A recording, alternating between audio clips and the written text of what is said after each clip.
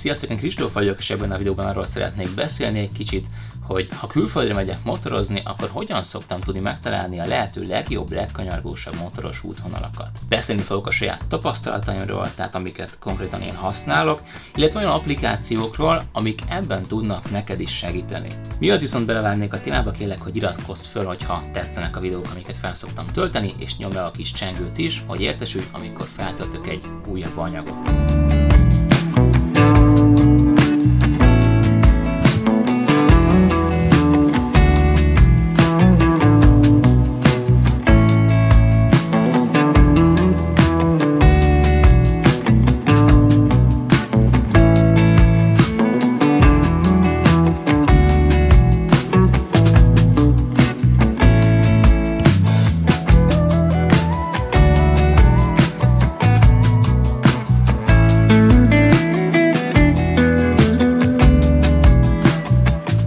Kezdjük talán azzal, hogy rengetegféle motoros van, tehát nem mindenkinek ugyanaz a célja.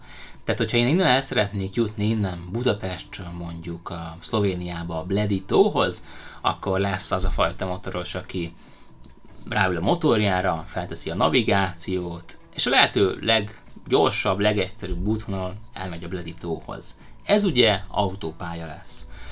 Következő motorosunk nem szeretne autópályázni, de a lehető leggyorsabban el szeretne jutni az úti céljához.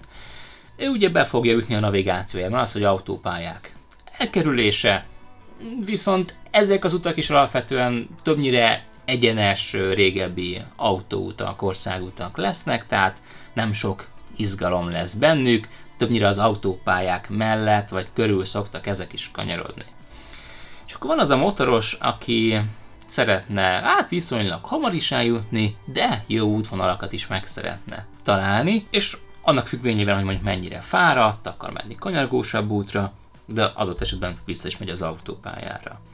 Ugye az ő esetében már nem olyan könnyű megtalálni azokat az útvonalakat, amik tényleg izgalmasak, motoros szemmel is jó rajtuk menni.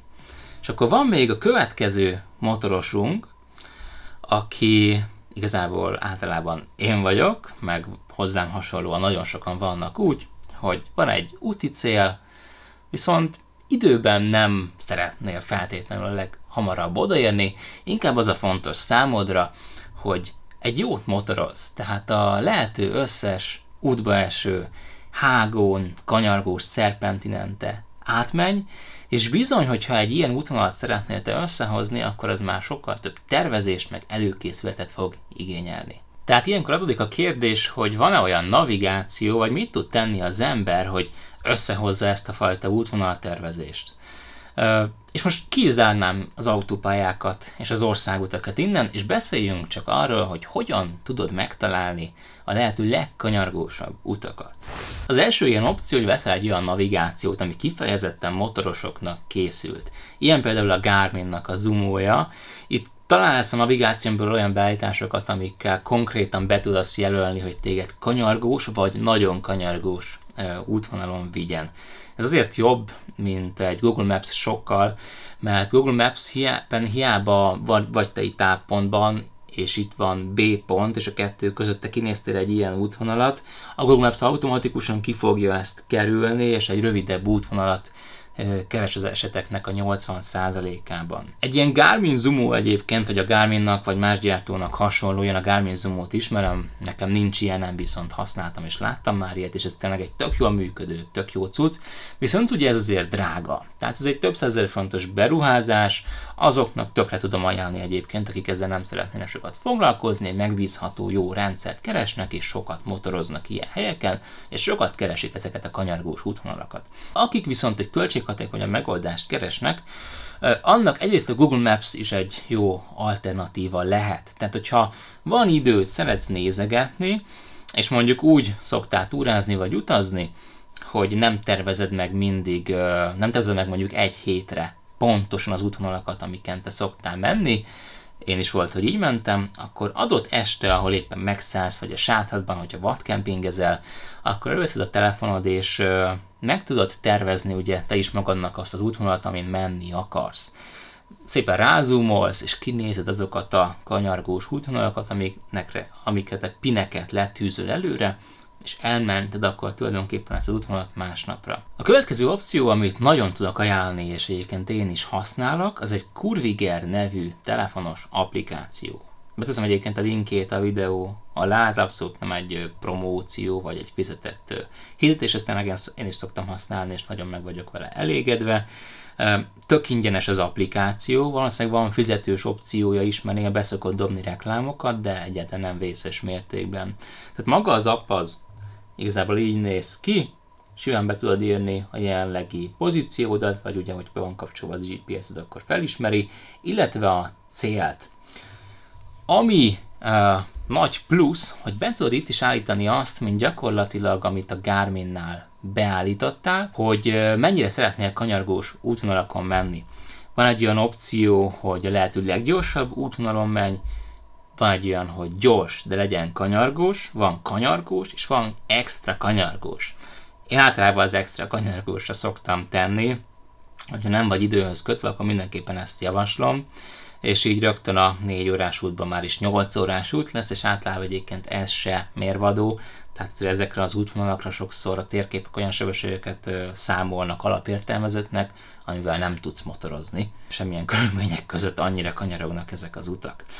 Úgyhogy ez az applikáció, amit én nagyon tudok ajánlani. iOS-ra is egyébként van hasonló, ugye én androidos vagyok, iOS-ra van egy Scenic nevű applikáció, annak is beteszem a linkét a videó leírásába. A Garminnál azt még elfelejtettem egyébként megemlíteni, hogy abban az a nagyon jó, ami ezekben az applikációkban nincs meg, hogyha te vagy egy adott helyen, mondjuk Villachnál, Ausztriában, vagy igazából bárhol, akkor megnyitod az applikációt, akár a telefonodon, akár a motorodon, és konkrétan látod azt, hogy körülötted mondjuk 100 km-es körzetben milyen panorámautak vagy útlehetőségek vannak, amik motorosok által már rendelkeznek értékelésekkel, tehát te látod azt, hogy az tényleg egy olyan út lesz, amin te nem fogsz csalódni, és egész biztosan hozza az általad elvártakat. Összegzésképpen azt mondanám, hogy ha van rá pénzed, és nem akarsz szarozni ezzel az egészet, akkor vegyél egy olyan navigációt, ami kifejezetten motorosoknak készült, mint az említett Garmin Zumo, vagy bármelyik más gyártónak a kifejezetten motorosok számára készített terméke. Felszereled a kormányra, teljesen vízálló, tudod profin tölteni, nem lesznek vele gondjaid, és ugye meg fogod tudni találni a lehető legkirályabb motoros útvonalakat.